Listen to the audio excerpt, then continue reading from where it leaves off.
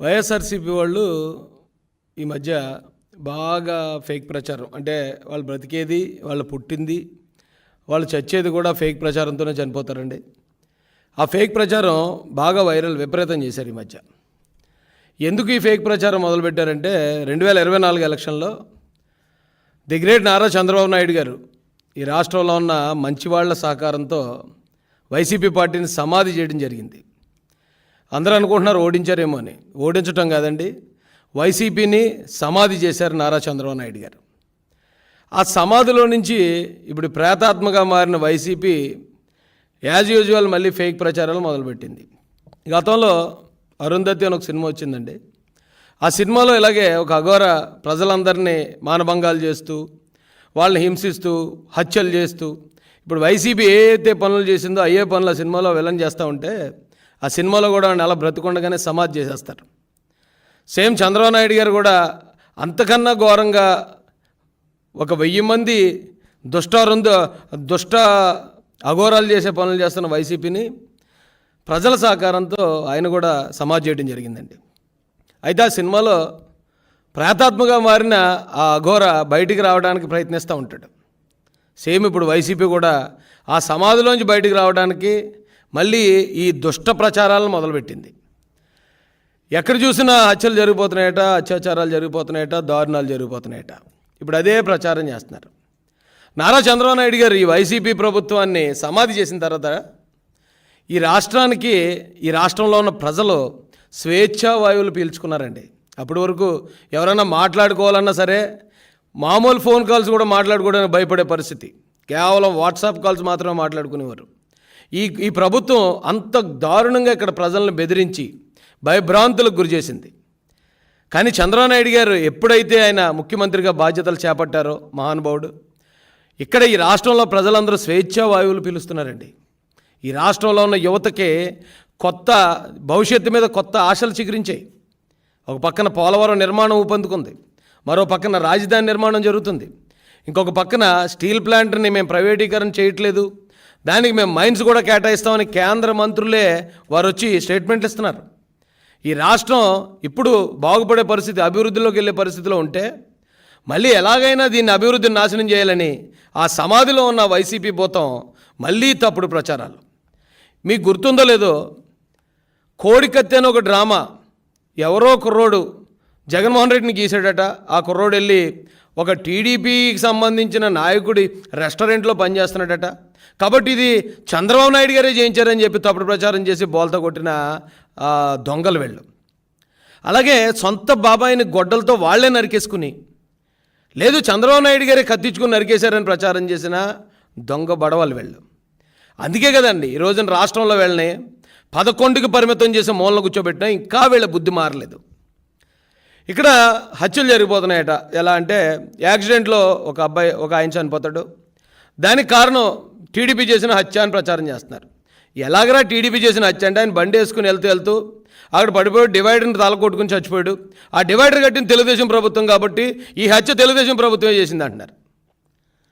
మరొకరు ఆ ఉరేసుకుని ఆత్మహత్య చేసుకుంటే అది కూడా తెలుగుదేశం హత్య అన్నారు. ఎలాగరా బాబు అంటే ఆ ఉరేసుకోనాక కొన్న తాడు తెలుగుదేశం కార్యకర్త షాప్లో కొన్నాడట. కాబట్టి ఈ ఉరేసుకోవడంలో ఈ చావుకు కూడా తెలుగుదేశం పార్టీ చంద్రబాబు నాయుడు గారే కారణం అంటున్నారు. ఆటో యాక్సిడెంట్లో చనిపోతే ఆటో కొన్నది తెలుగుదేశం కార్యకర్త షోరూంలో కాబట్టి దీనికి కూడా చంద్రబాబు నాయుడు గారి కారణం అన్నారు. ఇంత దరిద్రంగా, ఎంత ఘోరమైన ప్రచారం అది చూస్తుంటేనే సిగ్గు అనిపిస్తుందండి నాకైతే. అయితే చంద్రబాబు నాయుడు గారు వచ్చిన తర్వాత ఈ రాష్ట్రంలో నిజంగానే భవిష్యత్తు మీద ఆశలు చిగురించేయండి. నారా లోకేష్ గారు ఎప్పుడైతే ఆయన మంత్రిగా బాధ్యతలు స్వీకరించిన మొట్టమొదట ఆయన తీసుకున్న సంచలనమైన నిర్ణయం, స్కూల్స్లో కాలేజెస్లో సర్టిఫికేట్లు ఇరుక్కుపోయిన పిల్లలకి ఫీజులు సమయానికి ఫీజు రియంబర్స్మెంట్ ఇవ్వకుండా వైసీపీ గవర్నమెంట్ చేసిన 3000 కోట్ల బకాయిలకి ఆ సర్టిఫికేట్ లేక ఇబ్బంది పడుతున్న పిల్లలందరినీ ఒక్క చిటికలో వాళ్ళ సమస్యను పరిష్కరించాడండి ఆయన. దాంతోపాటు 25 మంది దివ్యాంగుల కోసం ఒక మార్క్ లిస్టు ఆ ప్రొఫార్మా మొత్తం మార్చి ఒక జీవో కూడా ఇష్యూ చేసి 25 మంది కోసం కూడా ప్రభుత్వం దిగొస్తుంది అవసరమైతే. ఈ రాష్ట్రంలో ఉన్న ప్రతి ఒక్క ప్రాణం, ప్రతి ఒక్క జీవితం ఈ తెలుగుదేశం కూటమి ప్రభుత్వానికి ఇంపార్టెంటే అని నారా లోకేష్ గారు తెలియజేశారు. 25 కాదండి, కేవలం కువైట్లో ఒకే ఒక్కడు అక్కడ బాధలు పడుతుంటే ఆ బాధలు చూసి చలించిపోయిన లోకేష్ గారు ఒక్క కుటుంబం కోసం, ఒక్క వ్యక్తి కోసం కూడా ముందుకొచ్చాడు. అంటే ఒక్క వ్యక్తి ప్రాణం, ఒక్క వ్యక్తి జీవితం కూడా ఈ ప్రభుత్వానికి ఎంత ముఖ్యమో తెలియజేస్తున్నారు. ఎంత గొప్ప పరిపాలన జరుగుతూ ఉంటే హత్యలు జరిగిపోతున్నాయి, అత్యాచారాలు జరిగిపోతున్నాయి. దీనికి తెలుగుదేశం ప్రభుత్వం కారణం అని సిగ్గు ఎగ్గు లేకుండా ప్రచారం చేస్తున్నారండి. అయితే నాకు అర్థం కాని విషయం ఏంటంటే ఎన్సీఆర్బీ రిపోర్ట్ ప్రకారం ప్రతి గంటకి 3 హత్యలు జరుగుతున్నాయి భారతదేశంలో.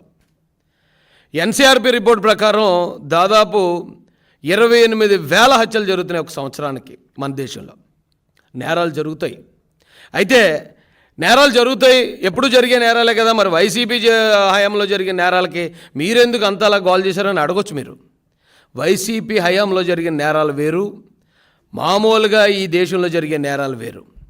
నేరాలు ఎప్పుడు జరుగుతాయండి? పాత కక్షల వల్ల, లేకపోతే ఒకరి మీద అంటే ఒకరు పడని ద్వేషం వల్ల, లేదా మహిళల వల్ల, భూముల వల్ల. ఇలాంటి నేరాలు ఎక్కడ జరుగుతాయి? దేశంలో ఎక్కడైనా జరుగుతాయి.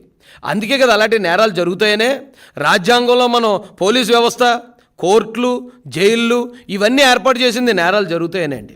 అయితే వైసీపీ హయాంలో జరిగిన నేరాలు ఏంటంటే, మనం ఏదైతే రక్షణ వ్యవస్థలుగా ఏర్పాటు చేసుకున్న ఈ పోలీస్ కానీ, లాయర్లు, ప్రజాప్రతినిధులు ఉన్నారో వాళ్ళు నేరాలకు పాల్పడ్డారు. కంచే చేను వేసిందండి వైసీపీగా ప్రభుత్వ హయాంలో. కానీ ఇక్కడ వచ్చేటప్పటికి ఫేక్ ప్రచారాలు. ఆ మార్గాన్ని భరత్ అనే ఒక రీల్ స్టార్ ఉన్నాడు రాజమండ్రిలో. ఆడి జీబును ఆడే అంటిపెట్టుకుంటాడు, ఆడే తగలబెట్టుకుంటాడు. అది వైసీపీ టీడీపీ తగలబెట్టిందని మా మీద వేస్తాడు. మరొక చోట తూర్పుగోదావరి జిల్లాలో అంబేద్కర్ విగ్రహాల మీద దాడి జరుగుతుంది. మా తెలుగుదేశం, జనసేన వాళ్ళం మేము మా ప్రభుత్వం వచ్చిందని మేము అక్కడ లెటర్ తీస్తారు. కానీ ఎంక్వైరీ చేసి డాగ్ స్క్వాడ్ వెళ్తే ఆ క్లూస్ అన్నీ లాగితే ఓ వైసీపీ సర్పంచ్ అరెస్ట్ అవుతాడు. అక్కడ 2 సార్లు జరిగింది ఇదే పరిస్థితి. అంటే ప్రభుత్వానికి బ్యాడ్ చేయడానికి, కూటమి ప్రభుత్వాన్ని ఎలాగైనా బదనాం చేయడానికి వీళ్ళే చిన్నపిల్లలు తినే ఆహారంలో కూడా విషం కలిపేసినా మనం ఆశ్చర్యపోకర్లే. ఎందుకంటే వీళ్ళ దగ్గరున్న ప్రచారమే తప్పుడు ప్రచారం. ఆ ఫేక్ ప్రచారంతోనే వీళ్ళు ఒక్కసారి నెగ్గారు, రెండోసారికి వీళ్ళ సమాధి అయిపోయారు. ఇంకా మీకు ఉదాహరణ చెప్పాలంటే ఈరోజు ఈ వైసీపీలో ఉన్న వైసీపీ గవర్నమెంట్లో ఒక డీజీ స్థాయి ఉద్యోగి మీద, పోలీస్ అధికారి మీద అటెంప్ట్ మర్డర్ కేసు పడింది 307. ఒక ఎస్పీ స్థాయి అధికారి, డీజీ స్థాయి అధికారి అంటే పివి సునీల్ కుమార్, ఎస్పీ స్థాయి అధికారి సీతారామాంజనేయులు గారు 307, జగన్మోహన్ రెడ్డి గారి మీద 307. అంటే వీళ్ళు ప్రభుత్వ హయాంలో ఉన్నప్పుడు సొంత బాబాయిని కూడా నరికి చంపుకున్నారు. ఈ రోజున ఎక్కడో ఒకవేళ తెలియని పరిస్థితుల్లోనో క్షణికావేశంలోనూ జరిగే నేరాలని శాంత స్వరూపుడైన నారా చంద్రబాబు నాయుడు గారి మీద వేస్తున్నారండి.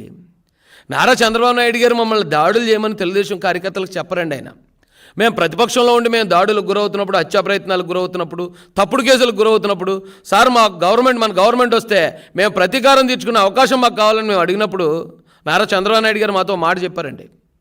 ఆయన ఒక కథ చెప్పారు మాకు. ఒక స్వామీజీ ఆ శిష్యుడు కలిసి వెళ్తూ ఉంటే ఒక చిన్న కాలువలో ఒక తేలు కొట్టుకుపోతుందటండి. కొట్టుకుపోతుంటే దాన్ని చూసిన స్వామీజీ ఇమీడియట్గా ఆ తేలు ప్రాణాన్ని కాపాడడానికి ఆ తేలుని పట్టుకున్నాడు చేత్తో. పట్టుకుని దాన్ని ఇలా ఒడ్డు మీద చేర్చేలోపే 10-15 సార్లు దాన్ని ముళ్ళు గుచ్చేసిందట ఆయనకి, స్వామీజీకి. అయినా కూడా స్వామీజీ ఆ తేలిని బయట విడిచిపెట్టాడు. అప్పుడు శిష్యుడు అడిగాడట, స్వామీజీ మీరేమో దాని ప్రాణం కాపాడదాం అనుకున్నారు, అది చూస్తే మిమ్మల్ని ముళ్ళు గుచ్చేస్తుంది కదా అంటే ఆయన మాట అన్నాడట, ముళ్ళు గుచ్చడం అనేది దాని నైజం, కాపాడడం అనేది మనిషిగా మన నైజం. దాని నైజం కరెక్ట్గానే చేసింది, మన పని కూడా మనం కరెక్ట్గా చేయాలి అని చెప్పారట.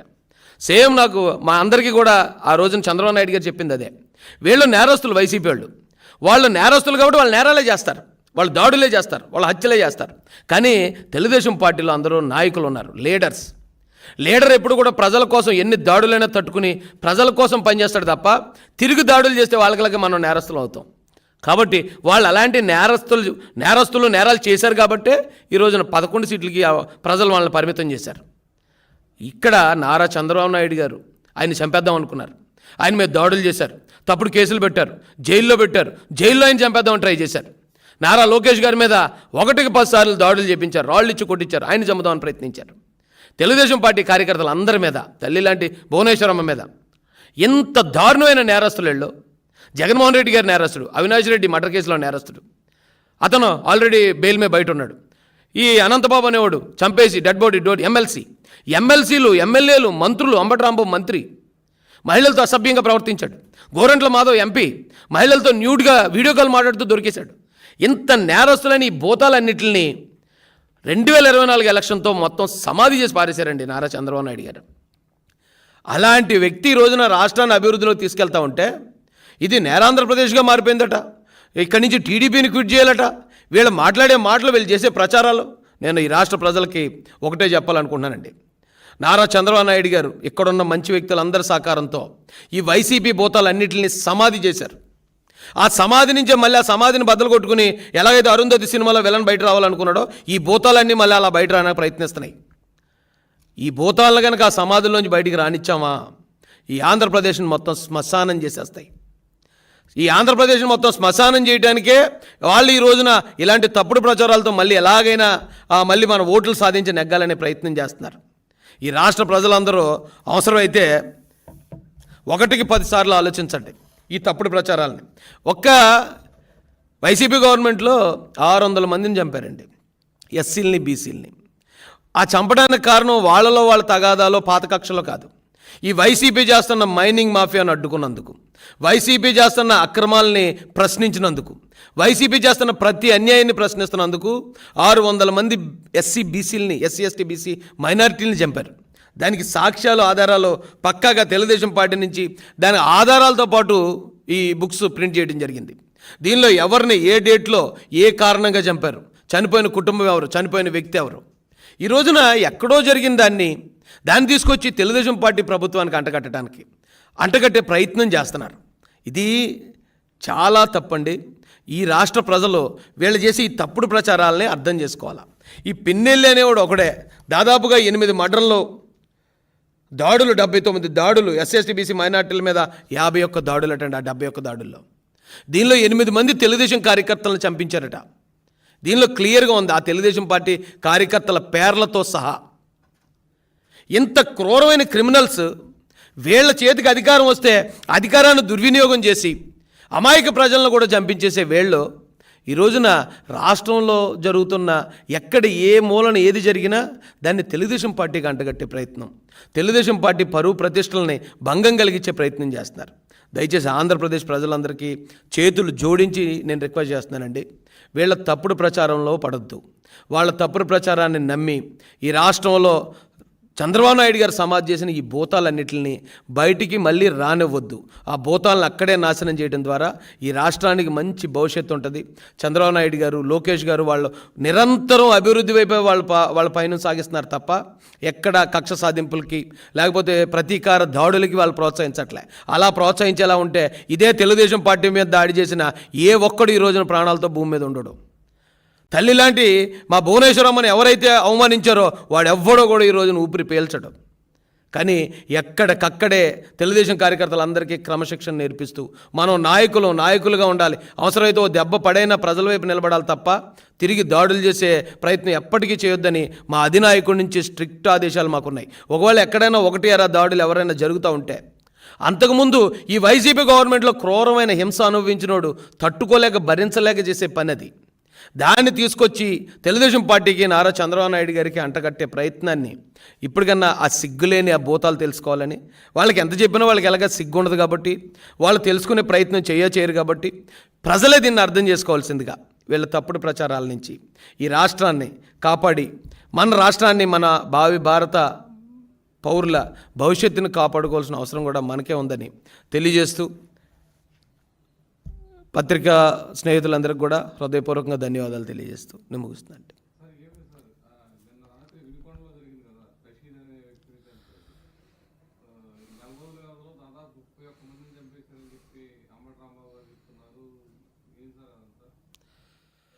నేను ఆల్రెడీ ఇది స్టార్ట్ అయినప్పుడు చెప్పాను సార్, ఎక్కడన్నా ఒకవేళ ప్రతీకార దాడులు అనేవి అవి రాజకీయ ప్రతీకార దాడులు కాదండి.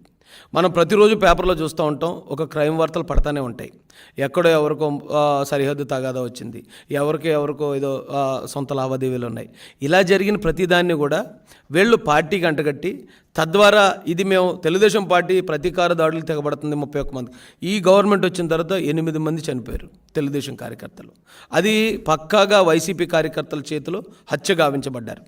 దాన్ని తప్పుదోవ పట్టించడం కోసం, లేదా ఇప్పుడు రీసెంట్గా విజయసాయిరెడ్డి గర్భాధానం కార్యక్రమం ఒకటి జరుగుతుంది. ఆ గర్భాధానం అనే దాన్ని వాళ్ళ టాపిక్ డైవర్ట్ చేయడం కోసం ఇలాంటి తప్పుడు ప్రచారాలు చేస్తున్నారు సార్.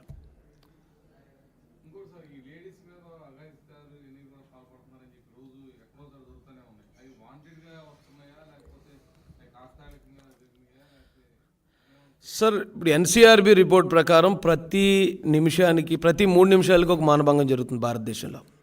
వాటిని కట్టడి చేయడం కోసమే మనకి పోలీస్ వ్యవస్థను ఏర్పాటు చేసుకున్నాం, కోర్టులు, జైళ్ళు ఇవన్నీ ఉన్నాయి.